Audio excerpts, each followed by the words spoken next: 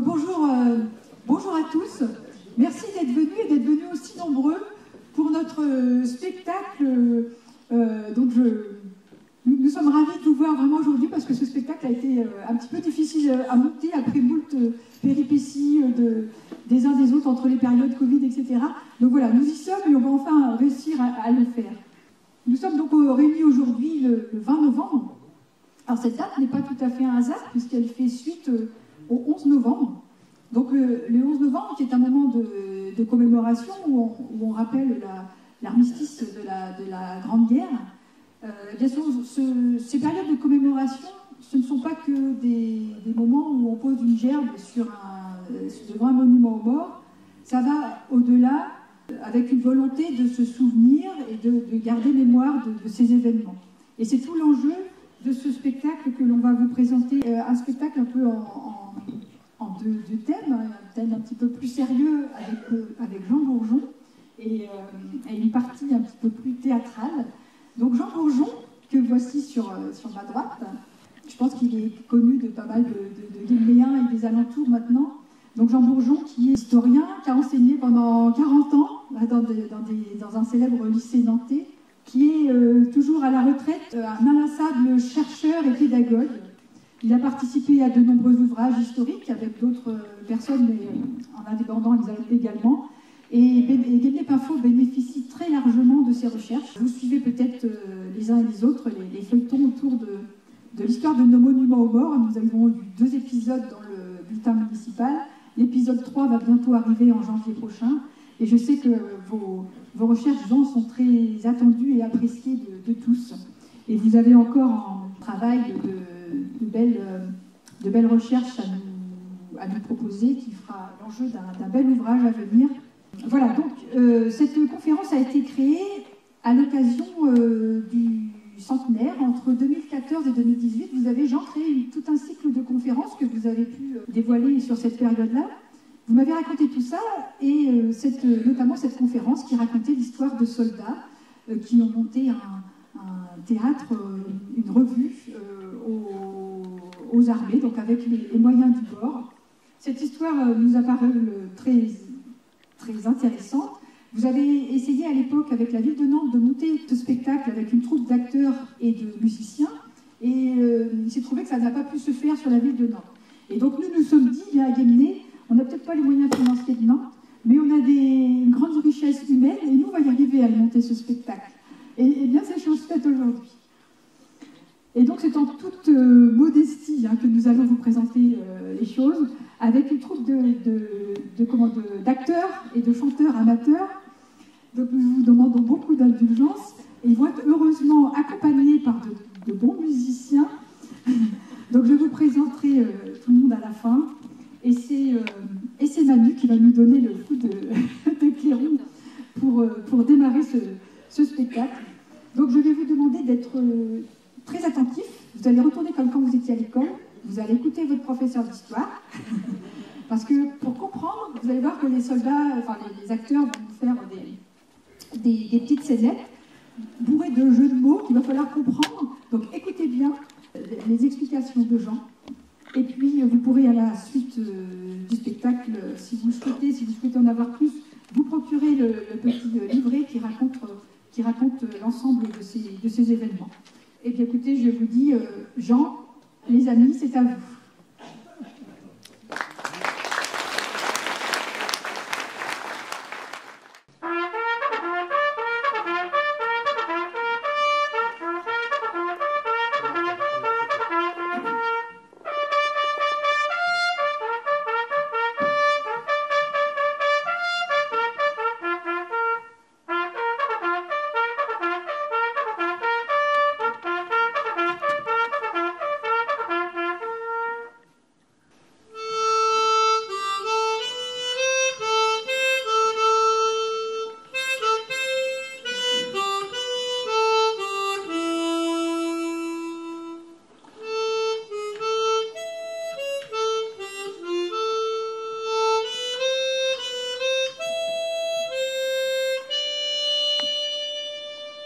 Montez la garde. Ah, que c'est triste. 2 heures, c'est long. on est vite fatigué. Quand la nuit tombe, cela m'attriste. Quand le jour vient, je ne suis pas plus gai. Le temps est long et la paix est lointaine. Ah, que bientôt, à la saison prochaine, vers mon foyer, je puisse enfin partir.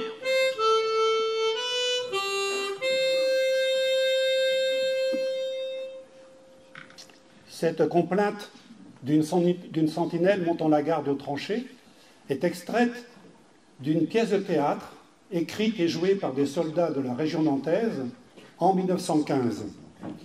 Visiblement, cette sentinelle a le cafard. Il ronge le cœur du soldat. Son imagination le représente de différentes façons. L'as de pique, ou bien des dessins. Pour lutter contre cet ennemi invisible, les autorités militaires ont mis le temps, beaucoup de temps. 1 an pour accorder les premières permissions. 1 an également pour distribuer les croix de guerre. Mais, voilà une décoration, série de décorations. Mais le cafard est résistant à la flatterie. Ce n'est pas dans les tranchées, au combat, en première ligne, dans le feu de l'action, que le soldat a le cafard, que le soldat a des idées noires. C'est quand il est au repos, au cantonnement. Vous savez que les soldats passaient 6 ou 7 jours aux premières lignes, puis ensuite ils reculaient de 10-15 km dans des petits villages pour se reposer. On appelait ça le cantonnement. Et quand le soldat est au cantonnement, bien souvent, il s'ennuie. Et certains boivent. Et quand ils boivent, certains sont violents. Alors, il faut les occuper. Et pour cela, vive le sport. Alors voilà donc des photos. Celle-ci et la suivante ont été faites par Léon Jost. Léon Jost, il était soldat au 65e régiment d'infanterie, qui est un régiment nantais. Et c'est le régiment où il y avait le plus de soldats de Guémené. Léon Jost, malheureusement pour lui, est entré dans l'histoire par la suite. Vous savez qu'il a été fusillé dans les 50 otages. Écoutons d'ailleurs ce qu'il écrit, Léon Jost, dans son journal. À 17h, une grande fête sportive qui ne se terminera qu'à la nuit tombée s'organise pour le bataillon sous la présidence du commandant. Course sur 100 mètres, course sur 1000 mètres, sur 1500 mètres, saut en hauteur, saut en longueur, course de brouette, course en sac, barre fixe, entrée comique avec travestissement, lutte bretonne, etc., etc. Alors voilà d'autres exemples de sport. Ici, la baignade. Mais à la nuit tombée, quand la fête sportive s'achève, eh bien, le cafard revient. Alors il faut en finir. Et si pour en finir, on essayait le rire, spectacle, le rideau. Alors voilà un rideau de scène. C'est celui qui servait à la troupe de théâtre du 81e régiment d'infanterie territoriale de Nantes. Alors ce rideau de scène se trouve aujourd'hui au musée du Château à Nantes. Alors pourquoi du théâtre? Pourquoi un rideau de scène? La réponse, elle est en bas à droite. Le théâtre du 81e hérité, aidé par l'industrie et le commerce de Nantes, tue le cafard. Alors vous avez à droite un poilu, vous voyez, dans la tranchée avec des barbelés. À gauche, vous avez une femme avec une arbalète. On verra pourquoi tout à l'heure. Puis entre les deux, vous avez également dans le fond l'estuaire de la Loire, à Nantes, avec le fameux pont transbordeur, qui est l'image iconique de Nantes pendant très longtemps. Et puis entre les deux, vous avez un déferlement de produits, d'enseignes nantaises, qui viennent donc écraser un animal griffu qui se trouve en bas à droite, voyez, qui est transpercé par la baïonnette du soldat et par la flèche de la femme. Et cet animal griffu, c'est le cafard.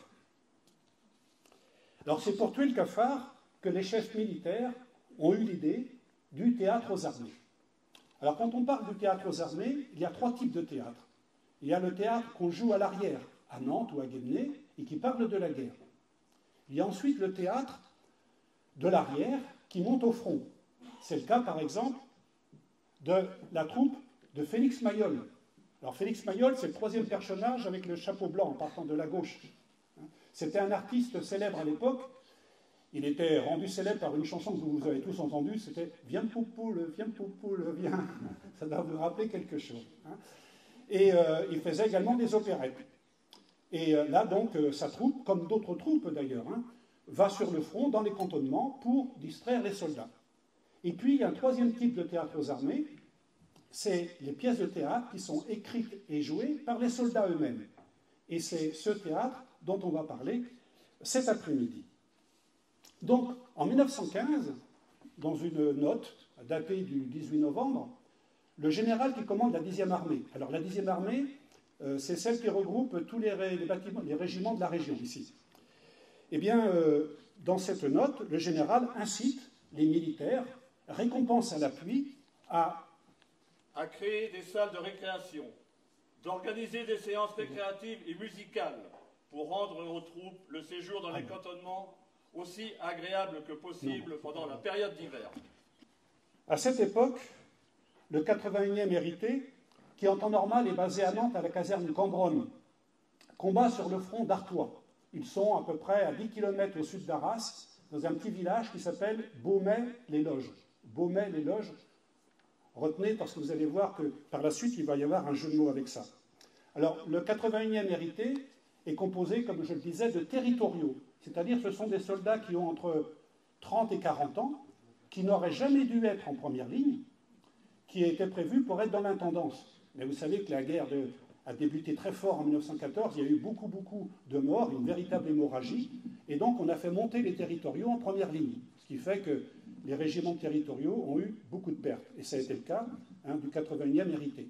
Alors le 81e hérité, c'était un régiment, il y avait beaucoup de soldats de Guémené. Après le 65e, c'était le 2e régiment où il y avait le plus de soldats de Guémené-Pinfo. Alors voilà l'état-major du 81e hérité. Le commandant, c'est le colonel Vignolet, c'est celui qui est au milieu avec la moustache blanche et les cheveux blancs. Et puis donc le colonel Vignolet retransmet l'ordre du général et il incite les militaires à créer des spectacles pour distraire les soldats. Et il y en a deux qui vont se mettre à la tâche. Il y en a un, il est sur la photo. Alors, vous avez au premier plan quelqu'un qui a un brassard noir. C'est le capitaine Durand-Gasselin. Durand-Gasselin, c'est une grande famille de Nantes, qui travaillait à l'époque dans l'assurance, la banque, l'industrie, etc. Et c'est lui qui a fait la plupart des photos qu'on va voir après celle de Léon Jost. Et derrière lui, vous voyez, juste derrière lui, vous avez un personnage avec la moustache qui est appuyé contre le menton de la porte. C'est le lieutenant Édouard Rivet. Édouard Rivet, il était entrepreneur de bâtiments à Nantes, et il fait partie donc des deux soldats qui ont écrit les pièces de théâtre, qu'on va appeler des revues. L'autre, il n'est pas sur la photo parce qu'il n'était pas gradé, c'est Georges Péot. Georges Péot, il était secrétaire général du Phare de la Loire. Le Phare de la Loire, c'est le plus grand journal régional à l'époque, enfin au moins pour la Loire inférieure, comme on disait à ce moment-là. C'est-à-dire, c'était plus important encore que Ouest France. C'est l'ancêtre de Presse Océan. Voilà. Donc tous les deux, eh bien, ils vont dire, ben voilà, on va écrire une pièce pour distraire nos camarades quand ils sont au cantonnement. Et cette pièce, ils vont l'appeler « C'est beau, mais », parce qu'ils étaient à Beaumais-les-Loges. Vous voyez? Voilà, donc on fait un jeu de mots. Alors, c'est écrit « Revue d'actualité ». Tout à l'heure, je reviendrai sur ce que c'est qu'une revue pour qu'on comprenne bien de quoi il s'agit. Alors, les adaptations musicales sont confiées à un musicien qui est célèbre à l'époque, c'est Paul Ladmirault. Paul Ladmirault, c'est un Nantais. Il a fait ses études de musique au Conservatoire de Paris avec Maurice Ravel. Et à l'époque, il est plus connu que Maurice Ravel. Sauf que Paul Ladmirault, il n'a pas écrit de boléro. Alors, Ravel est resté dans l'histoire et dans toutes les discothèques, mais Paul Ladmirault, aujourd'hui, il est un peu oublié. Alors, le 5 décembre, ça y est, la pièce est prête, il faut la répéter, parce qu'il est prévu de la jouer pour les fêtes de fin d'année devant les soldats au cantonnement. Ce n'est pas destiné au public de l'arrière. Et donc, elle est jouée le 23 décembre devant le général et puis après les officiers, mais également tous les soldats qui, à ce moment-là, sont au repos, sont au cantonnement. Alors, voilà le carton d'invitation qui a été fait par un dessinateur nantais, Georges Orium. Georges Orium, il a également participé un petit peu au décor.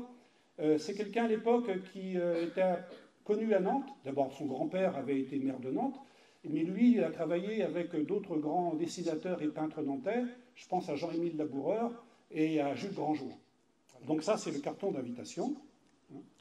Et quand on arrive à la mi-juin 1916, on en est rendu à la 48e représentation. Parce que comme ça ne vient plus aux soldats du cantonnement du 81e, on s'est dit, bah tiens, on va légalement jouer dans les régiments qui sont dans les parages. Et forcément, là, petit à petit, la pièce s'essouffle, et donc on en écrit une deuxième qui s'appelle « Qu'est-ce que c'est ?» Alors par contre, là, c'est que Georges Péot. Rivet s'est pas attelé à la rédaction. Alors qu'est-ce que c'est? Pourquoi? Dans cette pièce, ce sont des Nantais. Donc il y a Cambronne.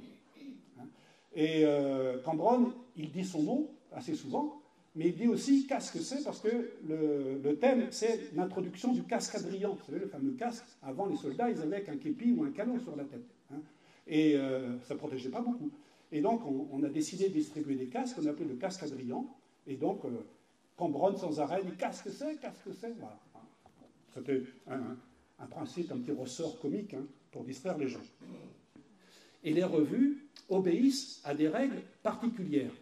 Et première règle, la revue doit être menée par un compère et une commère. C'est comme ça qu'on les appelle, le compère et la commère. Ils sont chargés de présenter les personnages, ils sont chargés de faire s'enchaîner les scènes. Vous voyez, un peu, c'est les meneurs de revues. D'ailleurs, les revues, il y en a toujours. À Nantes, vous avez la Cloche, chaque année. Et d'ailleurs, la Cloche, Georges Péot fait partie des fondateurs de la Cloche. Et son gendre, Jo Bernot, pour ceux qui auraient été voir la Cloche, c'était le gendre de Georges Péot. Et la famille continue aujourd'hui à faire le spectacle de la Cloche. Alors, je ne parle pas du Lido, des Folies Bergères, c'est un autre genre de revue. Un jour, peut-être qu'ici, on fera les Folies Bergères, pourquoi pas. Voilà. Alors donc, un compère et une commère. Alors, les voilà à nouveau, vous voyez, présentés dans la brochure, parce qu'ils ont fait une brochure, toujours pour avoir un peu d'argent, qu'ils ont vendu sur Nantes. Et on voit donc la commère à gauche, le compère à droite. Et vous voyez tout ça dans la tranchée.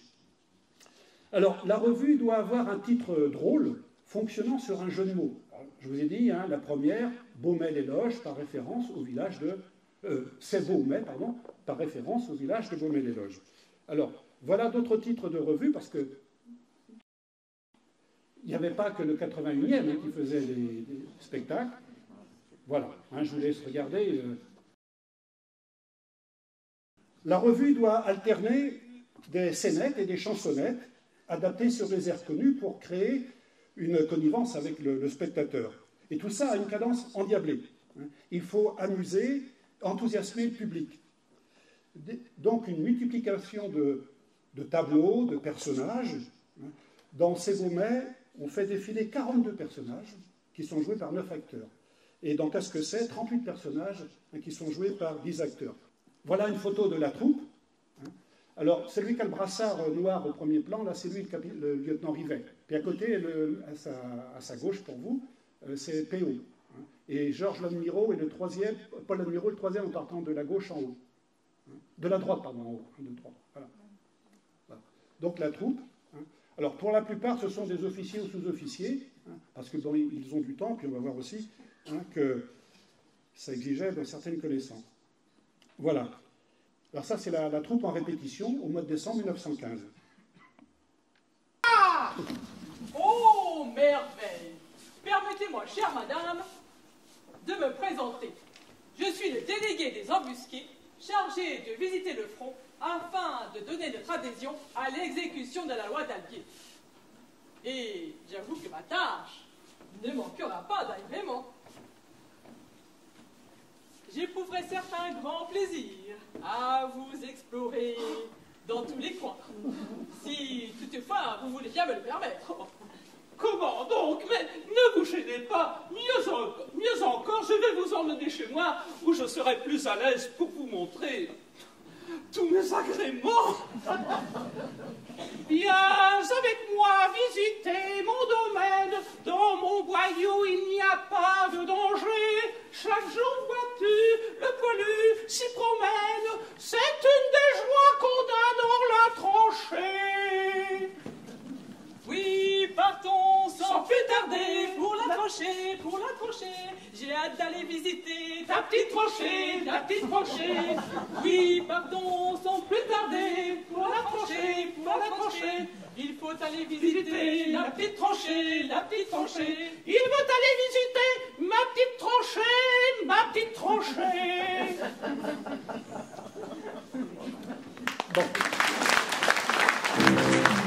À la baïonnette, baïonnette, baïonnette, c'est ça qui est chouette, c'est ça qui est chouette.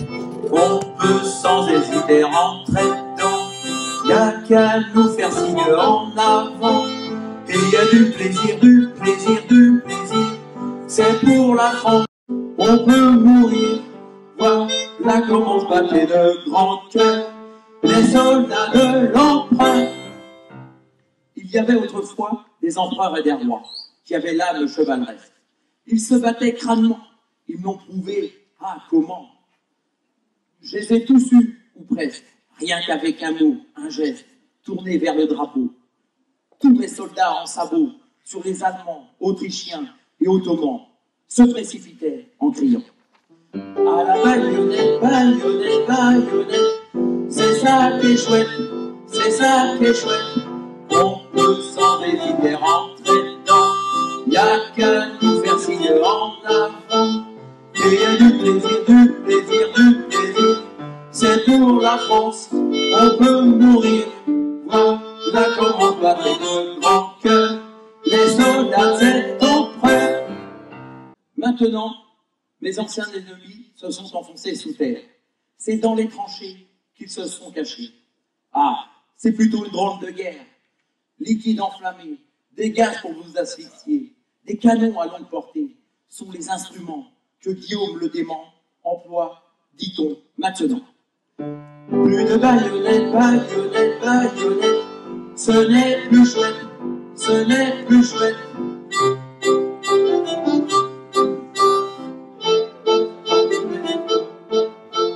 Ils n'ont plus de plaisir, plus de plaisir, plus de plaisir. Ça paraît qu'il, ça leur fait plus plaisir.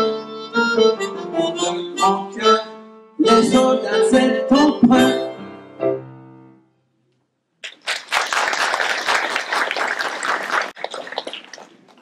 Donc, traiter d'une arme qui sème la mort sur un air léger, ça a un but curatif. L'objectif, c'est de mettre à distance l'horreur pour que le soldat donc surmonte son traumatisme.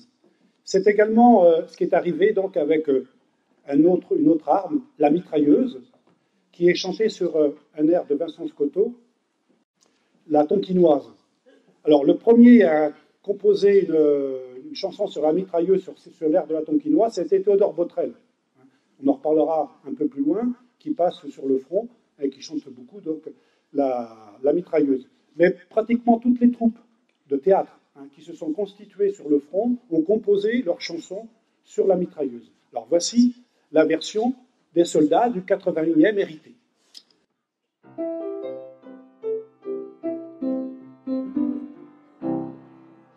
On l'appelle la mitrailleuse, la mitrailleuse, la mitrailleuse, la mitrailleuse. Avec cette petite machine, c'est facile comme ça turbine. On appuie sur la gâchette, sur la gâchette, sur la gâchette, sur la gâchette. Ça se fait sans moindre effort, et c'est le bout à la mort. Dans sa bouche, la capuche passe mécaniquement, à droite et gauche en avant. Mais si le bonheur nous s'avance et s'élance pour attaquer, il a vite fait de reculer, il a vite fait de reculer, dès que la machine... La mitrailleuse, la mitrailleuse, la mitrailleuse, avec cette grande machine, c'est facile comme ça turbine. On appuie sur la gâchette, sur la gâchette, sur la gâchette, sur la gâchette. Ça se fait sans moindre effort, et c'est le tout de la mort.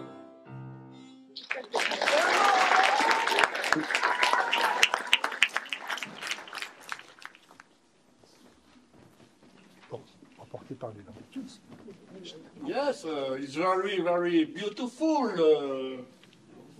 Very beautiful.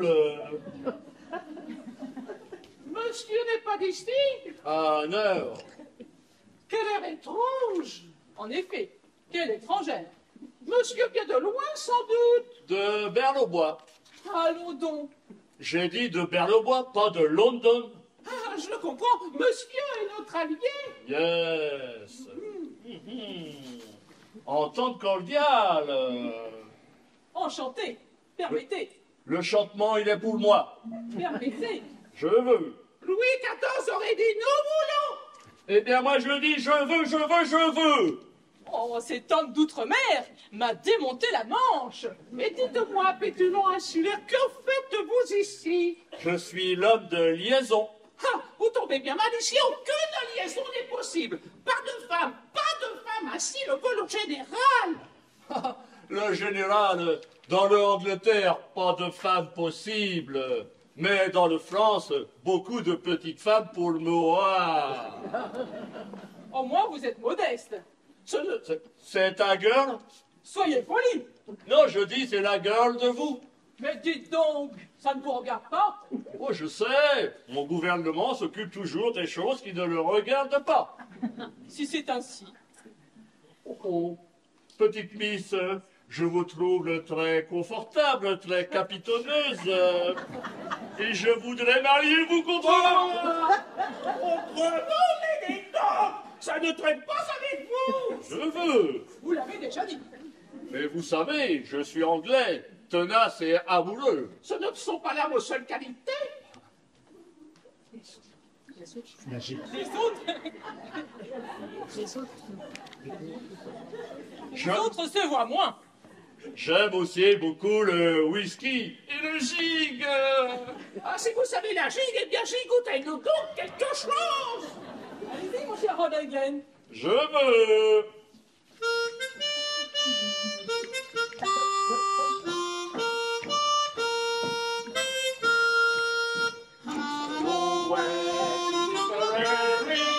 It's a long way to go.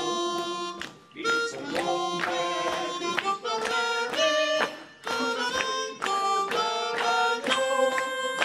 Goodbye, Piccadilly, far it's a long way to Tipperary.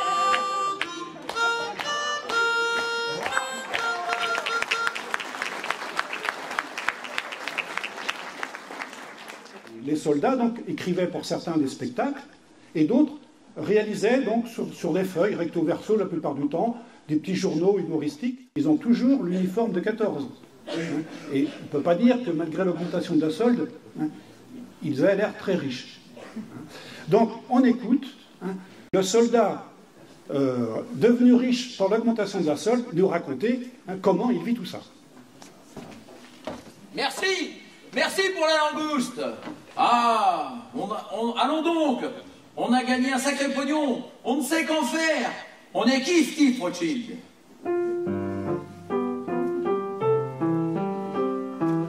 C'est la demi-thune, c'est une petite fortune qui de manière opportune nous tombe à chaque près.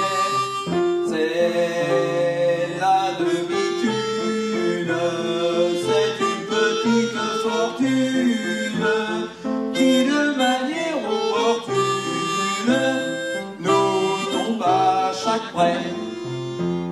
Le gouvernement vient de donner au poilu l'augmentation qui lui était bien due. Pour le turbin et la besogne faite, ces choses-là, jamais trop ne s'achètent. On a beau dire, métier nourrit son homme, un sou par jour, c'est la purée pour tous. S'il n'y avait pas les bagues en aluminium, on serait vert pour boire un coup. C'est la demi-thune, c'est une petite fortune qui de manière opportune nous tombe à chaque près. C'est la demi-thune, c'est une petite fortune qui de manière opportune nous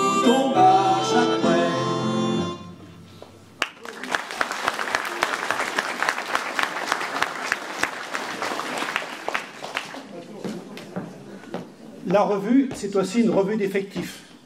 Ainsi, je fais souscrire à l'emprunt national.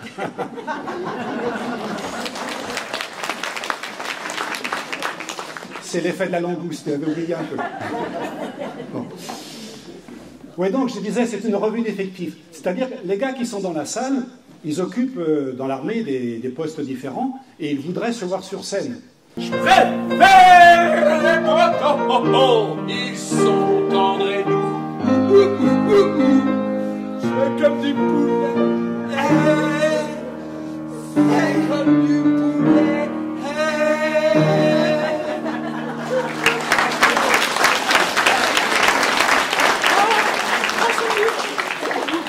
De ces parasites, ils nuisent au confort de nos soldats.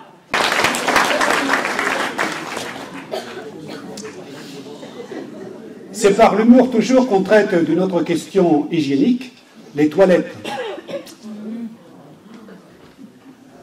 Sur le front, enfin quand on est à l'armée, on ne parle pas des toilettes, on ne parle même pas des chiottes. À l'armée, on fait dans la délicatesse, on parle de la feuillée. Hein? Alors, dites plus je vais aux toilettes, dites je vais à la feuillée. Hein? C'est beaucoup plus poétique et c'est un petit côté écolo en plus. Hein? Et les tranchées étaient reliées entre elles par des tranchées plus étroites qu'on appelait des boyaux.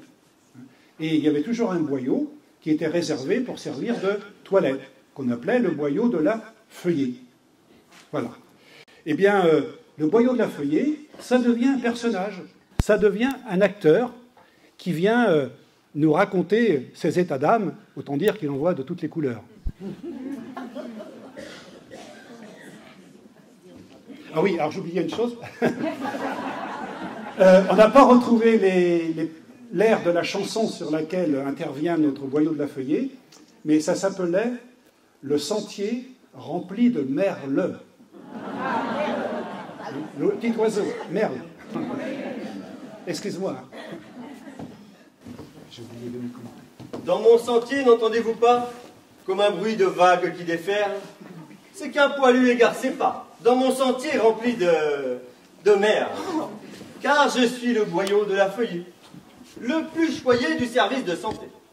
Objet de toutes les attentions, chaque matin il me fait une visite. Il me parfume au chlore et me poudre de chaux.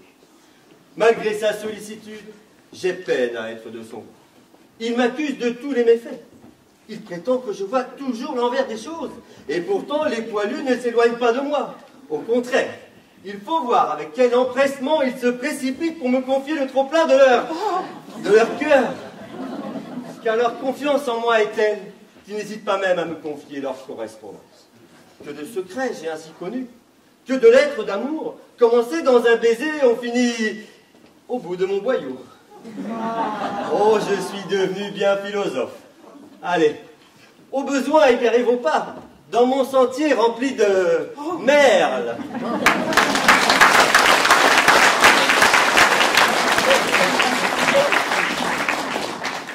Pour ceux d'entre vous qui souhaiteraient faire un tour au boyau de la feuillée de la salle des fêtes, on l'a vu dans l'acte précédent, les auteurs des revues évoquent le quotidien du soldat. Ils lui tendent aussi un miroir. Et quelle image lui donne-t-il? Vous avez ici donc la photo d'un territorial du 81e. Vous remarquerez qu'il est venu avec ses sabots et qu'il n'a pas forcément le pantalon réglementaire. C'était pour la plupart des agriculteurs. Ils n'étaient pas très à l'aise avec les godillots que leur fournissait l'armée. Et ils étaient avec des sabots. Vous verrez que nos acteurs ont souvent également mis les sabots. Voilà. Les auteurs de revues savent que leurs camarades ont le cafard.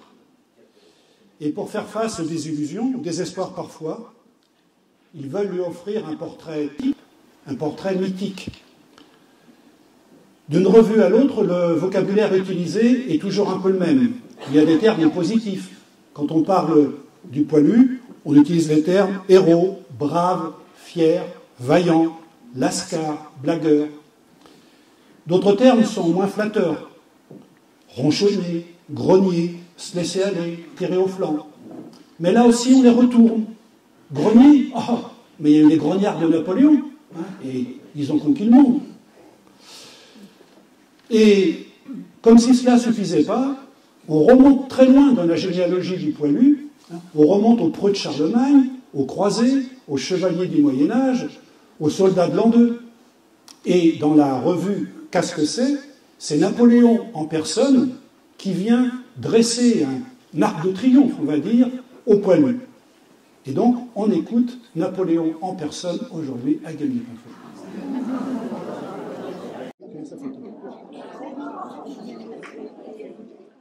Tu combattis jadis Attila et les Huns. Ton ennemi déjà s'appelait le Germain. Plus tard, en riant, poursuivant l'infidèle, tu moissonnas la gloire, plus pure encore que belle. Tes chevaliers restent le modèle des preux, et parler d'héroïsme est encore parler d'eux. Tes guerriers en sabots demeurent immortels comme sont les héros. Et mes grognards à moi, mes lascars de l'Empire, qui mourraient en chantant aux lèvres le sourire. Tous ces anciens revivent et ne mourront plus, car ils sont incarnés en toi, vaillant poilu. Gloire à toi, fier soldat, héros simple et candide. Tu vis dans l'héroïsme et ton âme est splendide.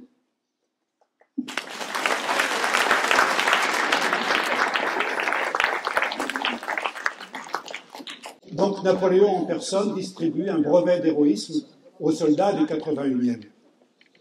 Est-ce que les poilus se reconnaissent dans ce portrait ou dans les portraits qu'on dresse d'eux dans les revues? Peut-être un peu, mais ils ne sont pas dupes. La preuve, dans Ces beaux mets, il y a un soldat qui a été décoré. Il vient sur scène et puis donc il fait lui aussi l'éloge du poilu. Je suis décoré, c'était pas tant. Ah oui vraiment. Je suis décoré, c'était pas tant.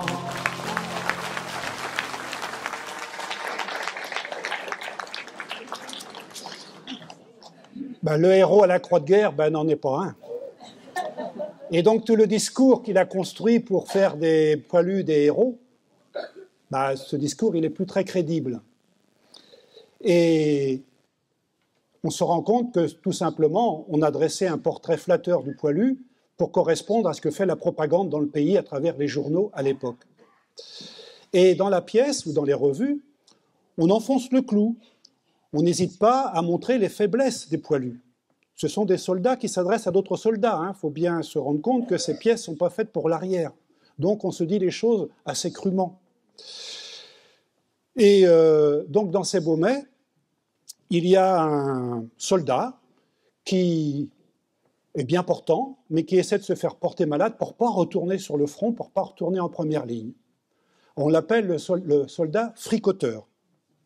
Et donc, on va écouter le malade fricoteur.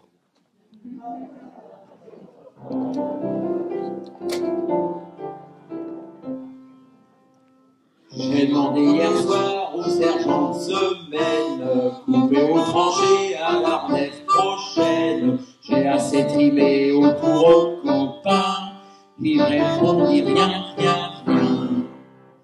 Alors ce matin, je fus à la visite, j'ai dit au docteur, je sais pas ce qui m'habite, je me sens dans le ventre un drôle de machin, il me répondit bien. Alors il examina sous toutes les coutures, du bas des pieds jusqu'en haut de la hure. Il prit sa plume et mit sur le calepin que je n'avais rien. Alors je vois bien que j'ai fait une boulette, et puis Capiston, je vois bien qu'il rouspète. Alors désormais, sacré nom d'un chien, je ne demanderai plus rien.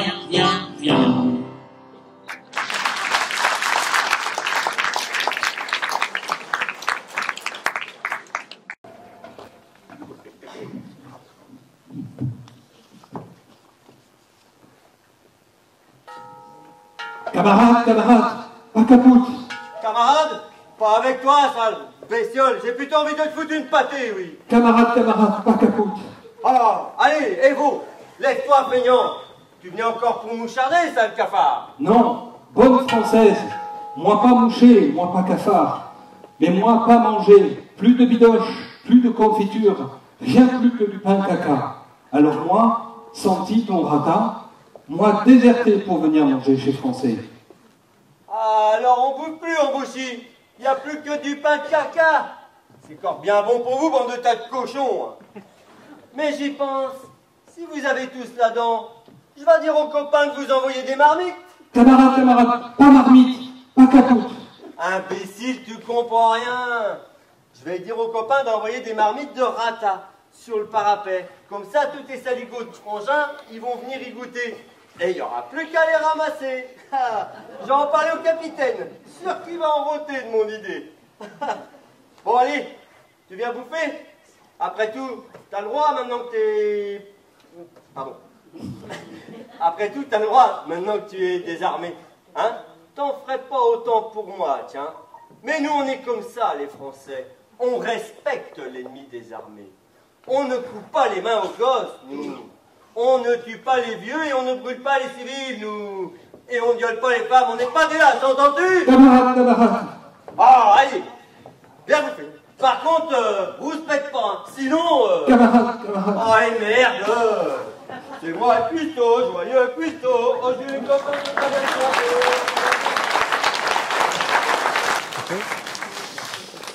Voilà la scène lors des répétitions. Là, ils ne sont plus dans la salle, ils sont dans le jardin près de la salle municipale de Baumel-les-Loges.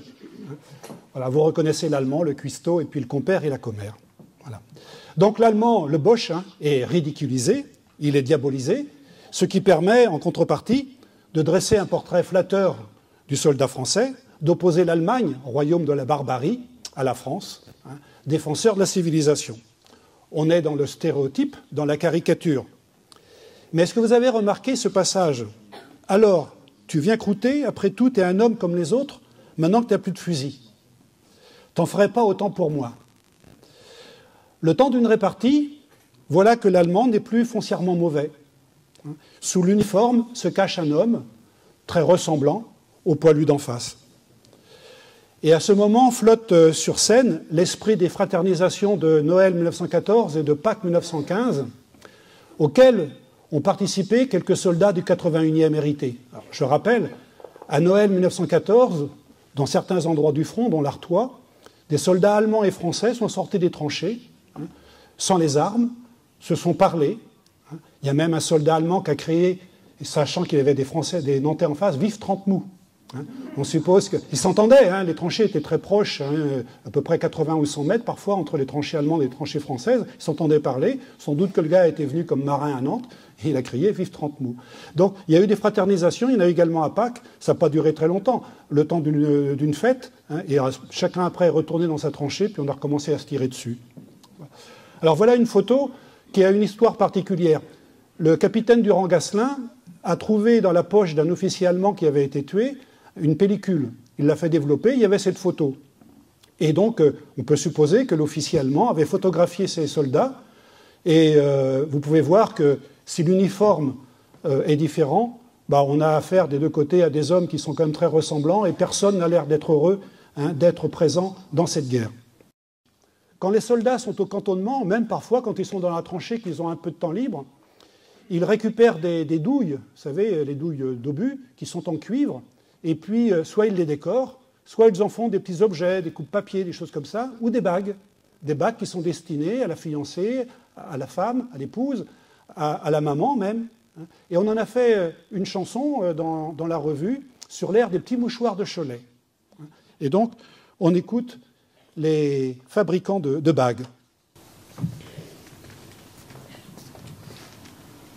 Nous sommes les fabricants de bagues. Pour nos promises, nous travaillons, nous lions, nous lions. Nous faisons des bagues fines, des chevalières, et c'est avec ça que l'on fait des joies de l'arrière.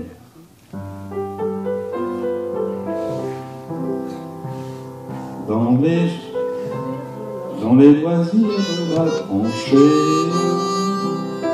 dans le canton de cantonnement, dans sa douce fiancée, à la grande sœur, à la maman, quelle joie aura-t-elle procuré la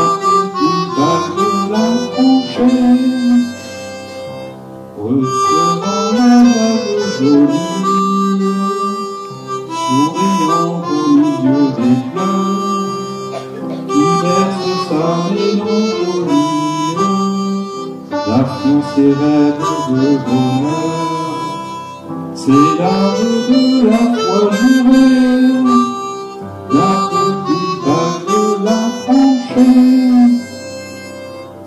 Elle est candide messagère, et de la bonne et tendre sœur, c'est la du grand frère, l'affection de son cœur. Quand tu es aimé, la petite balle de la tranchée, à la maman toute tremblante, de celui qui se bat là-bas, c'est la preuve consolante de l'amour de son petit gars. Pour l'amour que tu as procuré, merci petite balle de tranchée, merci petite balle de tranchée.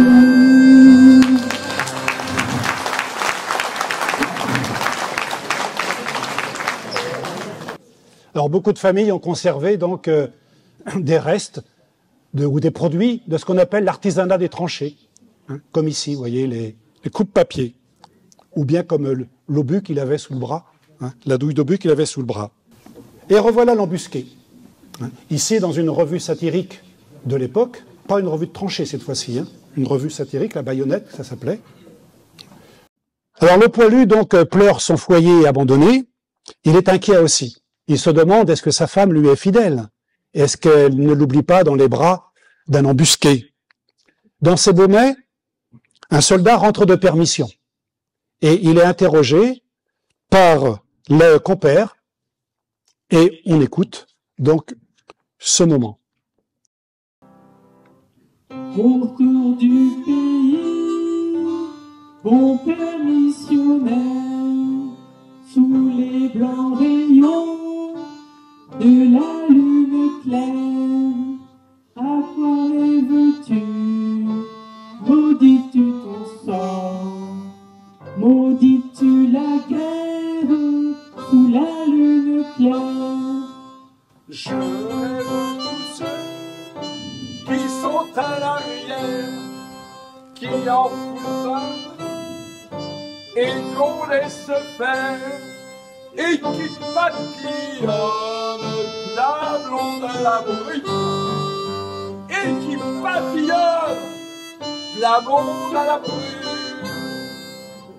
Autour du pays, bon père missionnaire, sous les blancs rayons de la lune claire, à quoi rêves-tu?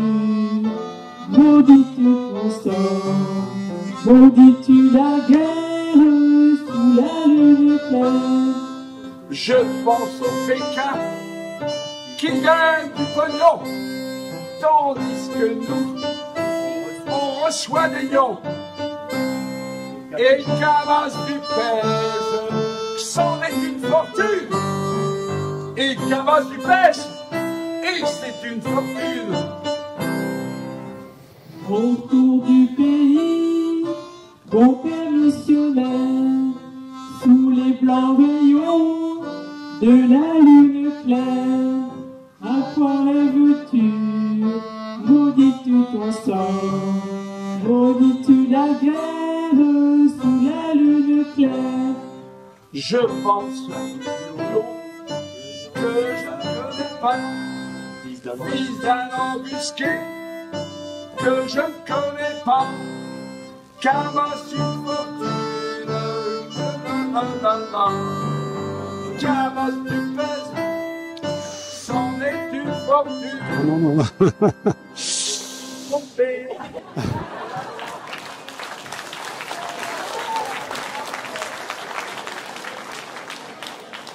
Le dernier couplet était « Je rêve au loupio que j'ai trouvé là-bas, fils d'un embusqué que je ne connais pas, contre qui je ne peux pas avoir de rancune. » Donc le pauvre soldat permissionnaire, il a été trompé.